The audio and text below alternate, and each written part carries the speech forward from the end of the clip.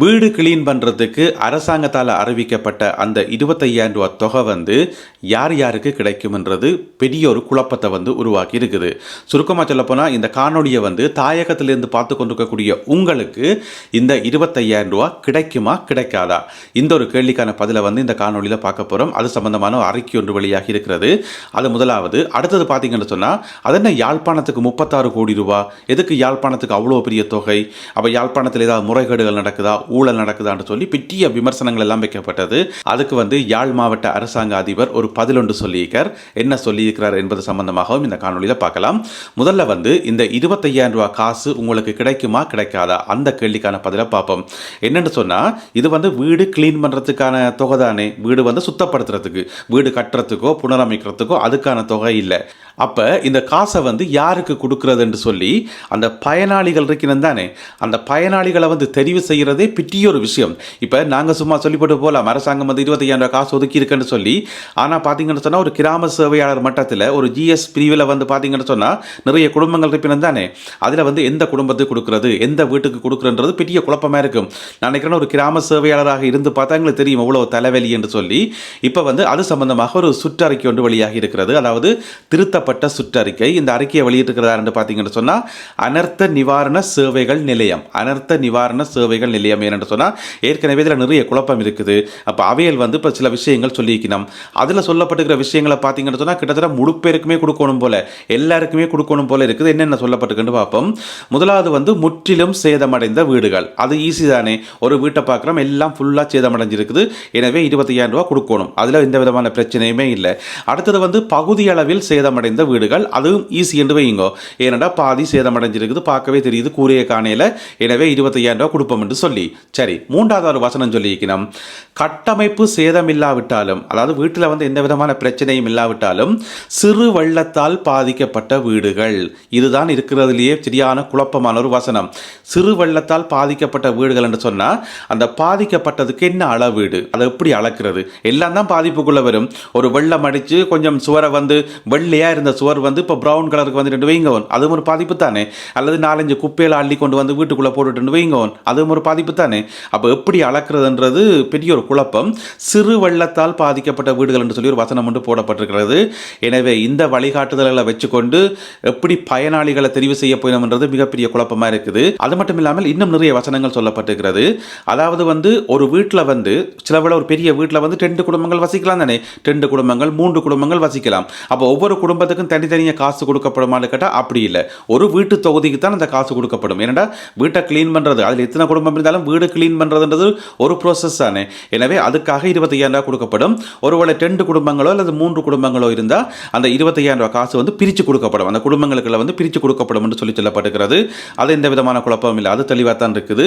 அடுத்தது காணி உரிமை பற்றியோ சொத்துரிமை பற்றியோ எந்த விதமான கணக்கும் எடுக்க தேவையில்லை என்று சொல்லப்பட்டிருக்கிறது. அதாவது நீங்கள் ஒரு வீட்டில் இருக்கிறீங்கள், அந்த வீடு உங்களோட சொந்த வீடா இல்லையான்றதெல்லாம் பிரச்சனையே கிடையாது. அதே மாதிரி அந்த வீடு இருக்கிற காணி இருக்கு தானே, அது கூட சொந்த காணியாக இருக்கலாம் அல்லது வேறு யார்ட்டையும் காணியாக இருக்கலாம். நீங்கள் அந்த வீட்டில் இருந்தீங்களா, அந்த வெள்ளம் பாதிக்கப்படைக்குள்ள அந்த வீட்டில் நீங்கள் இருந்தீங்களான்றதான் பிரச்சனை. எனவே சொத்துரிமையை பற்றியோ காணி உரிமையை பற்றியோ கணக்கே எடுக்காமல் இந்த காசு கொடுக்கப்படணும் என்று சொல்லி அனர்த்த நிவாரண சேவைகள் நிலையம் சொல்லி இருக்குது. விட்டா நாட்டில் இருக்கிற அவ்வளோ பேருக்கும் காசு அள்ளி அள்ளி கொடுப்பினம் போல நடக்குது. எனவே என்ன நடக்க போகுதுன்றதை பார்ப்போம். அங்கே இன்னும் சில விஷயங்கள் சொல்லப்பட்டிருக்கிறது. ஒன்று நிரந்தர குடியிருப்பாளர்கள், அவைக்கு கட்டாயம் கிடைக்கும். அடுத்தது தோட்ட வீடுகளில் வசிப்பவர்கள், அவர்களுக்கும் கட்டாயம் கிடைக்கும். அதே போல வாடகை வீடுகளில் வசிப்பவர்கள், ஓகே, அவைக்கும் கிடைக்கும். அடுத்தது அங்கீகரிக்கப்படாத கட்டமைப்புகளில் வசிப்பவர்கள், அங்கீகரிக்கப்படாத கட்டமைப்புகளில் வசிப்பவர்கள் அவர்களுக்கும் 25,000 ரூபாய் கொடுக்கப்படும். அது என்ன கணக்கண்டா விளங்கியல, அங்கீகரிக்கப்படாத கட்டமைப்புகளில் வசிப்பவர்கள் அவர்களுக்கும் கிடைக்கும். அதே மாதிரி அரச வீடுகளில் வசிப்பவர்கள், அரசாங்கத்தால் பதிவு செய்யப்பட்ட சிறுவர் இல்லங்கள், முதியோர் இல்லங்கள் மற்றும் மாற்றுத்திறனாளிகளுக்கான மையங்கள், இந்த மாதிரி எல்லாருக்குமே இந்த தொகை கிடைக்கும் என்று சொல்லப்படுகிறது. அதே நேரம் இன்னும் ஒரு மிக முக்கியமான விஷயம் என்னன்னு சொன்னா, நவம்பர் மாதம் 21ஆம் தேதிக்கு பிறகு, நவம்பர் மாதம் 21ஆம் தேதி தானே அந்த மழை கூடுதலாக பெய்ய ஆரம்பிச்சு இந்த சேதங்கள் உருவாக ஆரம்பிச்சது. இப்போ நவம்பர் மாதம் 20ஆம் தேதியும் 19ஆம் தேதியும் மழை பெய்திருக்கலாம், சில வீடுகள் பாதிக்கப்பட்டிருக்கலாம், அது பிரச்சனை இல்லை. நவம்பர் மாதம் 21ஆம் தேதிக்கு பிறகு பாதிக்கப்பட்டவர்களுக்கு தான் இந்த கொடுப்பனவு என்று சொல்லி அதை எப்படி கண்டுபிடிக்கிறது?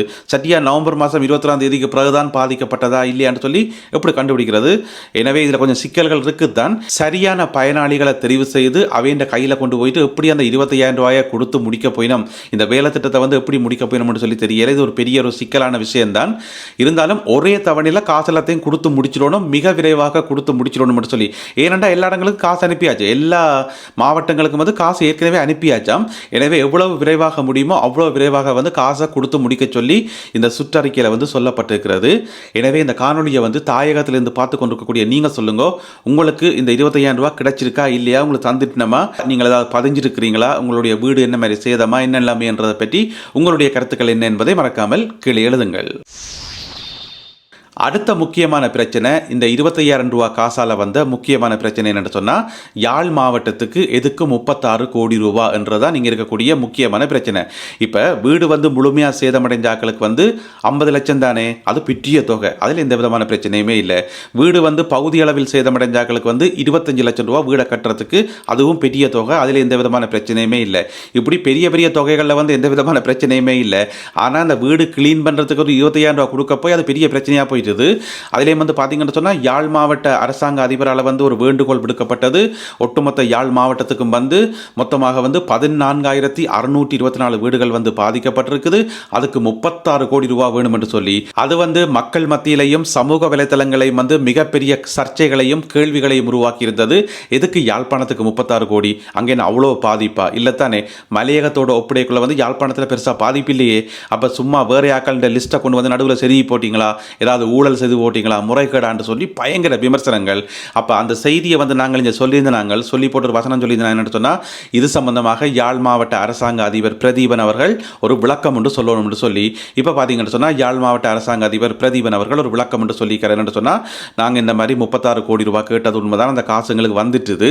ஆனால் பயனாளிகள் வந்து சரியான முறையில் தான் நாங்கள் தெரிவு செய்திருக்கிறோம். நாங்கள் வந்து இதில் முறைகேடோ ஊழலோ எதுவுமே இல்லை.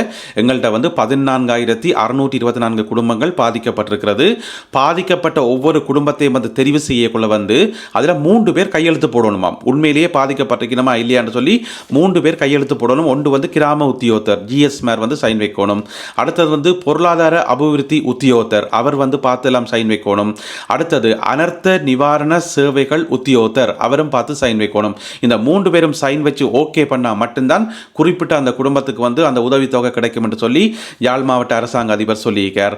அது மட்டும் இல்லாமல் இந்த பயனாளிகள் இருப்பினும் தானே, இப்போ ஒவ்வொரு கிராம சேவையாளர் மட்டத்திலேயும் வந்து இத்தனை குடும்பங்களுக்கு அந்த காசு போகுதுன்னு சொல்லி ஒரு லிஸ்ட் ஒன்று இருக்கு தானே, அந்த லிஸ்ட் வந்து ஒவ்வொரு கிராம சேவையாளருடைய அலுவலகத்திலையும் வந்து தொங்க விடப்படணும்னு சொல்லி, இப்போ நீங்கள் போய் பார்க்கலாம் உங்களோட பேர் அதில் இருக்கா இல்லையா, அல்லது யார் யாருக்கெல்லாம் கொடுக்கப்பட்டிருக்குது.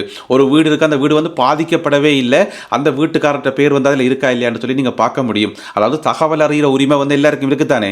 அந்த அடிப்படையில் வந்து இந்த பட்டியல், அதாவது பயனாளிகளினுடைய பட்டியல் வந்து கிராம சேவையாளருடைய அலுவலகத்தில் வந்து தொங்க விடப்படும் என்று சொல்லி யாழ் மாவட்ட அரசாங்க அதிபர் பிரதீபன் அவர்கள் விளக்கம் சொல்லியிருக்கார். ஆகவே அவர் என்ன சொல்ல வரார் என்று சொன்னால், இதில் வந்து எந்த விதமான முறைகேடுமோ ஊழலோ எதுவுமே கிடையாது, எல்லாமே வெளிப்படை. நாங்கள் வந்து பாதிக்கப்பட்ட மக்களுக்கு தான் கொடுப்போம். அப்படியே பாதிக்கப்பட்ட மக்கள் எல்லாருக்கும் கொடுத்து முடிஞ்ச பிறகு எங்கள்கிட்ட காசு மிஞ்சுமாக இருந்தால் அந்த மிஞ்சுற காசை வந்து நாங்கள் இந்த அனர்த்த நிவாரண சேவைகளுக்கு வந்து திருப்பி கொடுப்போம், அவர்கள்டே திருப்பி ஒப்படைப்போம் என்று சொல்லி யாழ் மாவட்ட அரசாங்க அதிபர் சொல்லியிருக்கின்றார். என்னென்னு சொன்னால், இப்போ இந்த நிவாரண தொகை வந்து பிற்றும் தொகை தானே, காசு வந்து அரசாங்கம் அள்ளி இறக்குது தானே.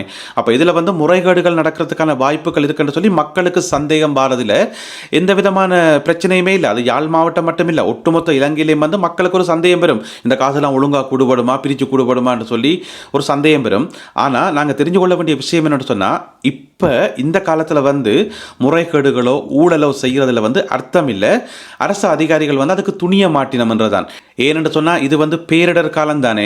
இந்த காலப்பகுதியில் பார்த்தீங்கன்னு சொன்னால் லட்சக்கணக்கான அரசு அதிகாரிகள் உத்தியோகத்தர்கள் எல்லாருமே வந்து தங்களை வந்து அர்ப்பணித்து வேலை செய்து கொண்டிருக்கிறோம். வழக்கமாக செய்கிற வேலைகளை விட அதிக அளவு வேலைகளை அவையில் செய்ய வேண்டியிருக்குது, அர்ப்பணித்து வேலை செய்து கொண்டிருக்கிறோம். அப்படியான ஒரு சந்தர்ப்பத்தில் வந்து நாங்கள் சும்மா கண்ணை மூடிக்கொண்டு பிளவிட்டிருப்பினோம் ஊழல் செய்திருப்பினோம்னு சொல்லி குறை சொல்கிறது வந்து கொஞ்சம் அர்த்தம் இல்லை. எங்களுக்கு சந்தேகங்கள் இருக்கலாம், அதில் பிரச்சனை இல்லை, ஆனால் அதை வந்து நாங்கள் உறுதிப்படுத்தாமல் சொல்லவும் கூடாது. எனவே எல்லாமே நல்லபடியாக நடக்கும் என்று சொல்லி நம்புவோம். பிரித்தானிய அரசாங்கம் தன்னுடைய உதவித் தொகையை வந்து அதிகரித்திருக்கிறது. பிரித்தானிய அரசாங்கம் ஏற்கனவே 6,70,000 பவுண்ட்ஸ் 6,70,000 பவுண்ட்ஸ் கொடுக்கிறதாக சொல்லியிருந்தது. இப்போ பார்த்தீங்கன்னு சொன்னால் 1 மில்லியன் பவுண்ட்ஸ், அதாவது 10 லட்சம் பவுண்ட்ஸ் கொடுக்கறதுக்கு பிரித்தானிய அரசாங்கம் ஒப்புக்கொண்டிருக்கிறது. அந்த தொகை வந்து மிக விரைவில் வழங்கப்படும் என்று சொல்லி. எனவே 10 லட்சம் பவுண்ட்ஸ்ன்றது ஒரு பெரிய தொகை தானே, அது வந்து மிகவும் உதவிகரமாக இருக்கும். எனவே இந்த எல்லா நிவாரணங்களும் எல்லா உதவி தொகைகளும் வந்து பாதிக்கப்பட்ட மக்களுக்கு சரியான முறையில் பகிர்ந்தளிக்கப்படணும் என்றுதான் எங்களுடைய விருப்பம். இந்த காணொலியில் பகிர்ந்து கொள்ளப்பட்ட செய்திகள் தொடர்பான உங்களுடைய கருத்துக்களை மறக்காமல் கீழே எழுதுங்கள். மீண்டும் சந்திப்போம் உறவுகளே. நன்றி, வணக்கம்.